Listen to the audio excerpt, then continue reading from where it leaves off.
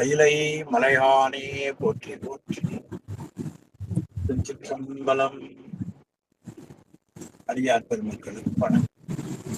எல்லாம் வல்ல சிவகாமியம்மை உடனாகிய அம்பலமான பெருமானது திருவருட் பெருங்கருணையினாலும் அருவான்மை நாயன்மார்களது உள்வருடினாலும் உமாபதி சிவம் அருளி செய்த போற்றி பகரொடை என்ற நூலை இறையருளால் சிந்தித்துக் கொண்டிருக்கிறோம். அந்த பகுதியில நாம் சிந்தித்துக் கொண்டிருப்பது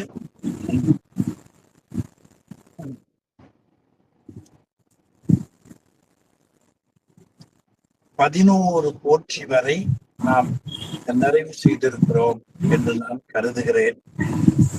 அந்த 11வது போற்றியில இறைவன் நமக்கு மானுட சட்டை தாங்கி குருநாதராக வந்து அருள் செய்வான். அப்படி குருநாதராக வந்து அருள் செய்யக்கூடிய நிலையில விஞ்ஞானகலருக்கு ஒருமலமுடைய விஞ்ஞானகலருக்கு நின்று உணர்த்துவான். இருமலமுடைய பிரளயாகலருக்கு மான்மழுவை தாங்கி வந்து உணர்த்துவான். அடுத்து நம்மை போல சகலருக்கு அவன் தன்னுடைய ஆடுகின்ற அந்த உருவத்தை மாற்றிக்கொண்டு வந்து உணர்த்துவான் என்பதை பார்த்தோம். அப்படி இறைவன் ஆன்மாவாகிய நம்மை இரவாத இன்பத்து எமை இறத்த வேண்டி பிறவா முதல்வன் பிறந்து, எப்படி பிறந்து? ஒன்றும் உருத்தோன்றாமல் பிறவா முதல்வன் பிறந்து நரவாரும் தாருலகும் புயத்து சம்பந்தநாதன் என்றும் பேரிலாத நாதன் ஓர் பேர் புனைந்து பாரோர்தம் உண்டி உறக்கம் பயம் இன்பம் ஒத்தொழுகி கொண்டு மகிழ்ந்த குணம் போற்றி என்று அந்த பகுதியை நாம் சிந்தித்தோம். அதில 43வது பக்கம் விஞ்ஞானகலர் பிரளயாகலர் சகலர் என்பதற்கு இருக்கக்கூடிய விளக்கங்களை நாம் பார்த்தோம். அதில் 44வது பக்கம் பெருமானுக்கு இருக்கக்கூடிய சிகை, அது நுண்சிகை. அது சிகை என்பது ஞானத்தை குறிப்பது. அது அவசியமா நாம தெரிந்து கொள்ள வேண்டிய ஒன்று. அது 44வது பக்கம் இருக்குது பாருங்க. பவளச்சடை, பவளம் போன்ற செம்மை நிறமுடைய சடைக்கற்றை பவளச்சடையினார் ஞானசம்பந்த பெருமான் பொன் தயங் இளங்கொழி நலம் குளிர்ந்த புன்சடை. சாமியினுடைய திருச்சடை பொன் தயங் இளங்கொழி நலங்குளிர்ந்த புன்சடை. இந்த சாமியினுடைய திருச்சடை எப்படி இருக்குது பாருங்க. பொன் தயங் இளங்கொழி நலம் குளிர்ந்த புன்சடை. உயிர்களுக்கு ஞானத்தை கொடுப்பது. திருமந்திரத்துல ஒரு பாட்டுல நுண்சிகை நுண்சிகை ஞானம், அந்த சடை கற்றையாகவும் இருக்கும், விரிந்தும் இருக்கும். கற்றையாக இருக்கிற சடை குவிந்த ஞானத்தையும், விரிந்த சடை உலக உயிர்களுக்கு ஞானத்தையும் உணர்த்தும். அது பரந்த ஞானத்தை காட்டும் என்று அந்த சடைக்கு விளக்கம் மிக அருமையாக உரையாசிரியர் காட்டியிருக்கிறார். ஆமா, சுவாமி நதியை தலையில் வச்சிருக்கிறார், வைச்ச நதி. அந்த நதி என்பது எது என்றால் சடையில வைத்திருப்பது அவர் ஆற்றலை காட்டுவது. அந்த நீரை சடையினுடைய முடியில வைத்திருப்பது ஆற்றலை காட்டுவது என்ற அருமையான பகுதி. அது தேரு நீர் சடை கறந்து என்று கலித்தொகையில கங்கையை தலையில வைத்திருக்கக்கூடிய அந்த செய்தியை அதன் ஆசிரியர் காட்டுவதையும் மேற்கோள் காட்டி இருக்கிறார். ஆக பகை என்று தெளிகின்ற கங்கையில் பகை என்று தெளிகின்ற கங்கை கங்கையாறு உலகத்தை அழிக்கும்படியாக வந்தது. அந்த கங்கை ஆற்றினுடைய வேகத்தை சடையில் ஒரு கூற்றிலே அடக்கினார் சுவாமி. இது கலித்தொகையினுடைய தொடர்ல தேரு நீர் சடைக்கறந்து என்ற தொடருக்கு நச்சினார்க்கினியருடைய உரை, சிறந்த உரை. அது இறைவனுடைய பேராற்றலை காட்டும். அவன் அளவில்லாத ஆற்றலுடையவன். கங்கை நீரை தன் சடையின் முடியிலே அடக்கினான்.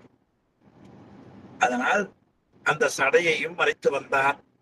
ஆக மறைத்து வந்த பகுதியெல்லாம் சொன்ன உமாபதி சிவம் அந்த மறைத்து வந்த பொருள்கள் ஒவ்வொன்றும் என்ன தன்மையுடையன என்பதை உரையாசிரியர் காட்டிக் கொண்டிருக்கிறார் இல்லையா?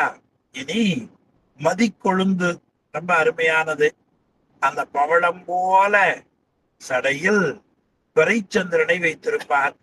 சுவாமி வைத்திருக்கிற சந்திரன் ஒற்றை கலையுடைய சந்திரன்.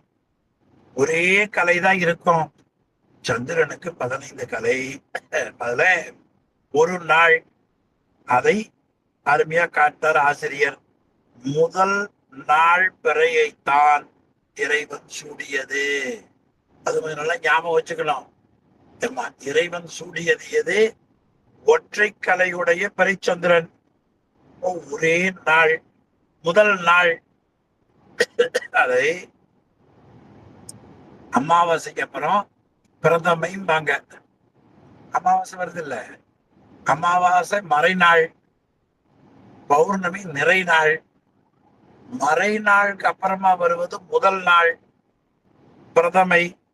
அந்த முதல் நாள் பிறையை இறைவன் சூடியிருக்கிறான். இப்ப இறைவனுடைய திருச்சடையிலே இருக்கிற பிறை ஒரே கீற்றை உடையது ஒரு நாள். அது வந்து நண்பர்கள் ஞாபகம் வைக்கணும். அது நமக்கு தெரியாது, கீழே பாருங்க என்பதற்காக 3ஆம் நாள் பிறையை காட்டுவது மரபு. சாமியினுடைய அந்த திருச்சடையில வைத்திருக்கக்கூடிய பிறை ஒரே கலையை உடையது. அது தெரியாது. 3 நாள் வளர்ந்த பிறகுதான் அந்த சந்திரன் தெரியும். அதனால நாம தரிசனம் பண்றவங்களை பல பேர் அந்த பிறை எப்ப கண்ணுக்கு தெரியும்னா 3ஆம் நாள் பிறைதான் தெரியும். அதற்கு முன்னால 2ம் அமாவாசை எனக்கு ஒண்ணும் தெரியாது. வானத்துல பாத்தீங்கன்னா கருகும் இருக்கும். முதல் நாள் தெரியாது, 2ஆம் நாள் தெரியாது, 3ஆம் நாள் பிறைதான் தெரியும். அதனால் 3ஆம் பிறையை சூட்டி இருப்பதை போல காட்டுவது மரபு. அந்த சரைக்கு பிறை என்று பெயர். அந்த பிறையை காரண பெயர்னு சொல்லுவார்கள்.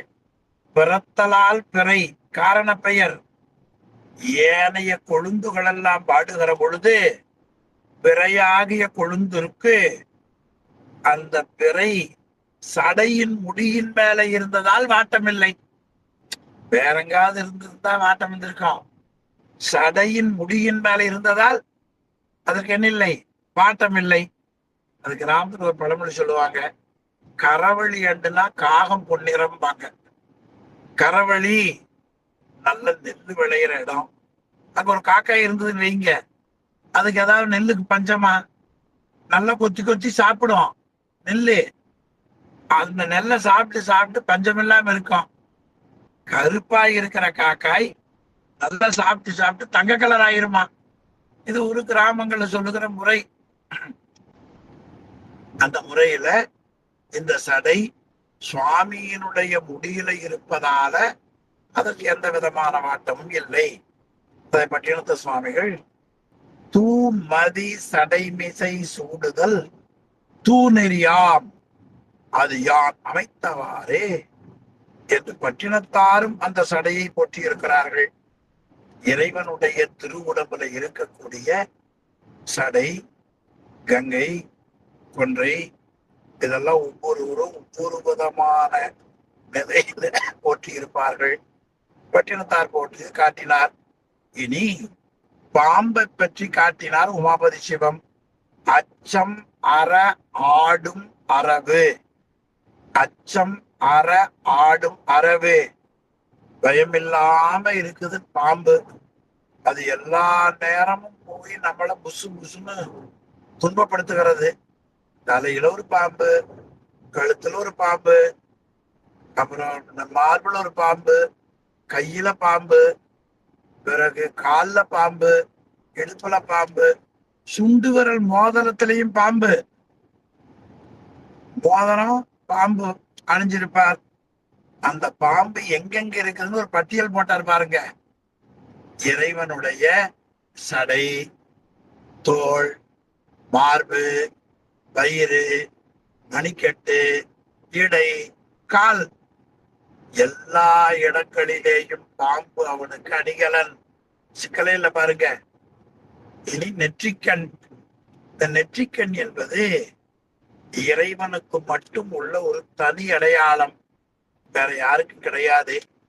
அதனால் அவருக்கு 3 கண்கள் உடையதால் முக்கண்ணன் என்று அவருக்கு பெயர். முக்கச்செல்வன் என்று புறநானூற்றுல கூட இவருடைய அந்த 3 கண்கள் இருப்பதாய் சிறப்பாக ஆசிரியர் காட்டுகிறார். முக்கண்ணன், முக்கண் என்று பெயர். அந்த முக்கண் என்பது என்ன? வலதுகண் சூரியன், இடதுகண் சந்திரன், நெற்றியில் இருப்பது நெருப்பு கண். இடக்கண் சந்திரன், வலக்கண் சூரியன், நெருப்பு. ஆக நெருப்பு எல்லாவற்றையும் அழித்து தன்வயமாக்கும். அதை போல நெற்றியில இருக்கிற கண் இருக்கிறதே, அது உயிர்களுக்கு இருக்கக்கூடிய தீமையை நீக்கி ஞானத்தை உண்டாக்கும். இது கண்ணை பற்றி தெரிய வேண்டிய ஒன்று. அடுத்து உடுக்கை, கையில வைத்திருக்கக்கூடிய உடுக்கை. அந்த கேடு உடுக்கை என்பத கேடில் லயம் கூட்டும் என்று இந்த நூல்ல காட்டினார். அப்ப கேடில்லாத இனிமையான இசையை எப்பொழுதும் கொடுத்து கொண்டிருப்பது உடுக்கை. உண்மை விளக்கத்துல படிச்சோம். உடுக்கை என்பது, உடுக்கை ஏந்திய கை என்பது படைத்தல் தொழிலை குறிப்பது என்று படித்தோம். கேடில் லயம் கூட்டும் தமருகம். ஆமா, அது உடுக்கை சொன்னார். தோற்றம் துடியதனில், அது உண்மை விளக்க பாடல். அது மாணிக்க வாசகர் நாதப்பறை என்று காட்டினார். சுந்தரமூர்த்தி சுவாமிகள் மடித்தாடும் அடிமைகள் அன்றியே மனனே நீ வாழும் நாடும் தடுத்தாட்டி தருமனா தமசைக்கில் இடும்போது தடுத்தாட்கொள்வான் கடுத்தாடும் கரதலத்தில் தமருகமும் எரியகலும் கரிய பாம்பும். கடுத்தாடும் கரதலத்தில் தமருகம், தமருகம் தான் எது? கேடில் லயம் கூட்டக்கூடிய அந்த உடுக்கை, அது தமருகம். சுந்தரமூர்த்தி சுவாமிகள். இனி நெருப்பு என்பது அது சங்காரம். அரண் அங்கிதனில் அறையில் சங்காரம். இதெல்லாம் உண்மை விளக்கத்துல சொல்லப்படுகிறது. அப்போ 2 கேடில் லயம் கூட்டு உடுக்கை. எரி அகல், எரியகல் என்பது நெருப்பு. அடுத்து புலித்தோல். அந்த புலித்தோலை அவருடைய இடுப்புல ஆடையாக அணிந்திருப்பார். அது பொன்னார் மேனியனே புலித்தோலை அரைக்கசைத்து, எல்லாரும் தெரிஞ்ச பாடல். புலித்தோலை அரைக்கசைத்து, ஆக புலித்தோலை அணிந்திருப்பார். அடுத்து அந்த புலித்தோல், அதாவது தாருகாவனத்து முனிவர்கள் வேள்வி செய்தார்கள். அப்பொழுது புலி, யானை இவற்றையெல்லாம் மக்களுக்கு அளிக்கும் பொருட்டு ஏவினார்கள்.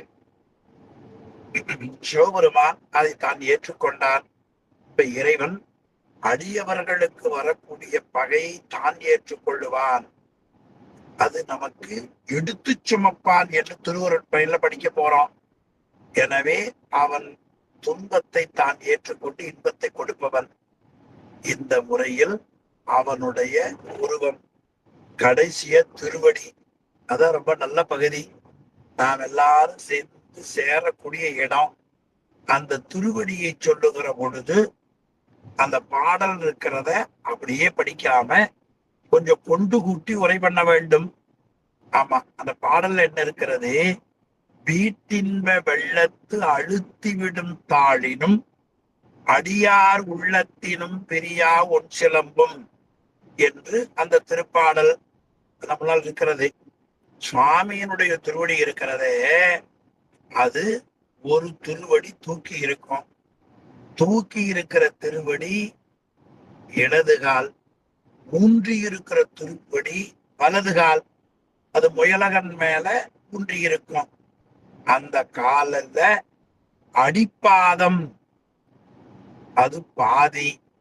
உள்ளங்கால் மட்டுமாவது அல்லது பெருவிரல் மட்டுமாவது அல்லது நுனியாவது, சாமி நடராஜா ஊன்றி ஆடக்கூடிய அந்த கால்ல பாத்தீங்கன்னா பாதி கால். அந்த பாதி கால் இல்லாம உள்ளங்கால், பெருவிரல், அதனுடைய நுனி, இந்த மூணுல ஏதேனும் முயலகன் மேல பொருந்தி இருக்கும். நடராஜா நீங்க எங்க பார்த்தாலும் இப்ப இடக்கால் இருக்கிறதே, அது தூக்கிய திருவடியாக அப்படி வளைந்த பாதமாக இருக்கும். இப்படி இருக்காது, இப்படி இருக்கும். நீங்க நடராஜா பார்த்தா தெரியும், இந்த கால் இப்படி இருக்கும், வளைந்த பாதமாக இருக்கும். அதுக்கு எடுத்த பொற்பாதம்னு பேர். நாவுக்கரசர் சொல்லுகிற தொடர் தெரியும். எடுத்த பொற்பாதமும் காணப்பெற்றால் மனித பிறவியும் வேண்டுவதே இம்மாநிலத்தே. அது ஏற்றமாக சொல்லுவது. எடுத்த பொற்பாதம்னா உயர்வா சொல்லப்படுவது. அப்போ ஊன்றிய வலக்கால் திரோதானத்தை குறிக்கும். உண்மை விளக்கத்துல படிச்சோம். தூக்கி இடக்கால் உயிர்களுக்கு முக்தியை கொடுப்பது. அது உண்மை விளக்கத்துல. ஊன்றும் மலர்பாதத்தில் உற்ற திரோதம் புத்தி நான்ற மலர்பாதத்தே நாடு. கொஞ்சம் கீழே போனீங்கன்னா உண்மை விளக்க உரையாசிரியர் காட்டியிருப்பார். ஊன்று மலர்பாதத்தில் உற்ற திரோதம் முத்தி நான்ற மலர்பாதத்தே நாடு. அந்த சொல்லை பயன்படுத்துகிற பொழுது அடியார் உள்ளத்திலும் வீட்டின்ப வெள்ளத்திலும் வெள்ளத்தும் தாழ் என்றும் அழுத்திவிடும் தாழ் என்று அதை பொருள் செய்யணும். அந்த நூல்ல இருக்கிறது என்ன? மேல பாருங்க, வீட்டின்ப வெள்ளத்து அழுத்திவிடும் தாழ் அடியார் உள்ளத்திலும் பிரியா ஒன் சிலம்பும். அதை எப்படி உரை பண்ணணும்? அடியார் உள்ளத்திலும் வீட்டின்ப வெள்ளத்தும் தாழ் என்றும் அழுத்திவிடும் தாழ் என்று அதை தனித்தனியாக கூட்டி பொருள் செய்ய வேண்டும் என்ற ஒரு குறிப்பை அருமையா நமக்கு காட்டி இருக்கிறார்கள். அதில் பேரூர் புராணத்துல சுவாமியினுடைய திருநடனத்தை பாடுகிற பகுதியில ஆசிரியர் கச்சியப்ப முனிவர் ஒரு தாள் முயலகன் வெறி பதிவுற ஒரு தாள் குஞ்சிதம் உறவீசி. நம்முடைய ஞானிகள் புராணங்கள்ல, சாஸ்திரங்கள்ல, தோத்திர நூல்கள்ல சொல்லப்பட்டிருப்பது ஒரே மாதிரி பொருள் இருப்பதை இந்த மேற்கோள்களால் உணரலாம். சுவாமியினுடைய திருவடியில அந்த இரண்டு திருவடிகளில சிலம்பு எது எது என்பதை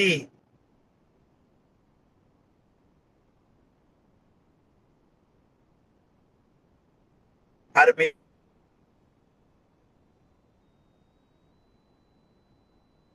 காட்டி இருக்கிறார். சிலம்பு, ஆமா, பேரு சிலம்பு வேறு. இது கொஞ்சம் நாம நல்லா ஞாபகம் வைத்துக் கொள்ளணும்.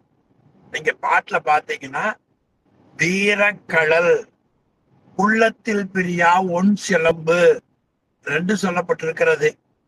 மூல பாடத்துல அடியார் உள்ளத்திலும் பிரியா ஒன் சிலம்பு, கள்ள வினை வென்று பிறப்பறுக்க சாத்திய வீரக்கழல். சுவாமியினுடைய கால்ல சிலம்பு ஒன்று அணிந்திருப்பார், வீரக்கழல் ஒன்று அணிந்திருப்பார்.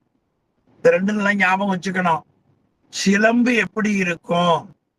அந்த பாதத்து மேல் பாதத்துல பொருந்தி இருப்பது சிலம்பு, கணுக்கால் அருந்தி இருப்பது கழல். பாருங்க, அந்த பகுதி கொஞ்சம் நிறைய பேருக்கு சந்தேகம் வரும். 2 திருவடிகளிலும் காலை சுற்றி நீள் சதுரத்தில் அந்த பாதத்தின் மீது படியுமாறு சிலம்புகள் அமைந்திருக்கும். இதெல்லாம் ஞாபகம் வச்சுக்கணும். அது மாதிரி படிந்திருப்பது ஒன்று. இனி அதற்கு மேல ஆடும்போது அவை அசையும். ஆடும்போது அவை அசையும். அந்த சிலம்புக்கு மேல கணுக்கால், சிலம்புக்கு மேல கணுக்கால். உங்க பாதம் இருக்குதுல்ல, கீழே பாதம், அது கீழே பாருங்க, நான் இருப்பேன். அந்த கீழே கால் முட்டிட்டு இருக்குது பாருங்க, இது பாதம். கீழே மேல பாதம், கால் சொரியுறீங்கல்ல, அந்த பாதத்தை முட்டி அப்படி இருப்பதுதான் சிலம்பு. அந்த சிலம்புக்கு மேல இந்த பகுதி கணுக்கால். இப்ப என்னால கால் தூக்கி முடியல, கணுக்கால் இல்லையா? இந்த இடம் கணுக்கால்னு பேரு. அந்த சிலம்புக்கு மேல கணுக்காலுக்கு கீழே கால